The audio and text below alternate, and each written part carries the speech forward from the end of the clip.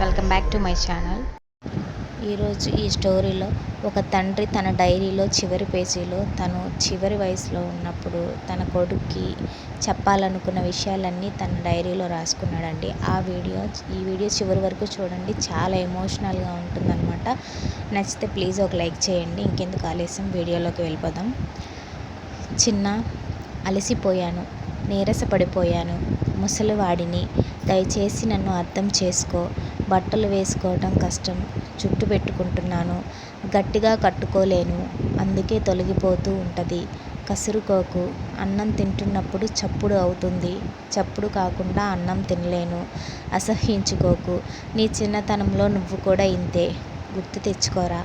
బట్టలు సరిగ్గా వేసుకునేవాడివి కాదు, అన్నం కూడా ఎంతో పెద్ద శబ్దం చేస్తూ తినేవాడివి. ఒకే విషయాన్ని పదే పదే చెప్తూ ఉంటాను, విసుక్కోకు.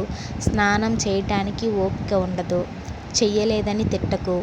నువ్వు కూడా చిన్నప్పుడు స్నానం చేయమంటే ఎంత ఏడిపించేవాడివో గుర్తుందా? తినాలని లేనప్పుడు తినలేను, విసుక్కోకు. కీళ్ళ నొప్పులు, నడవలేను, చేతికర్ర నాతోనే ఉండాలి, లేనప్పుడు నీ చెయ్యి అందించు, నడిపించు. నీకు నడక వచ్చే వరకు నేను అలాగే నిన్ను వేలు పట్టుకొని నడిపించాను. అందుకేనేమో ముసలివాళ్ళు పసివాళ్లతో సమానం అంటుంటారు.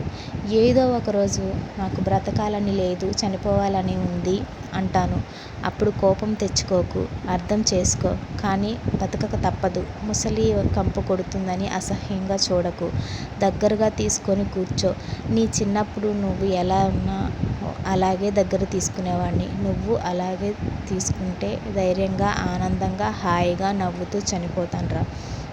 ఈ వీడియో కానీ మీకు నచ్చినట్టయితే మన ఛానల్ని లైక్ చేయండి, షేర్ చేయండి, కామెంట్ చేయండి. ప్లీజ్ సబ్స్క్రైబ్ చేసుకోండి. Thank you for watching.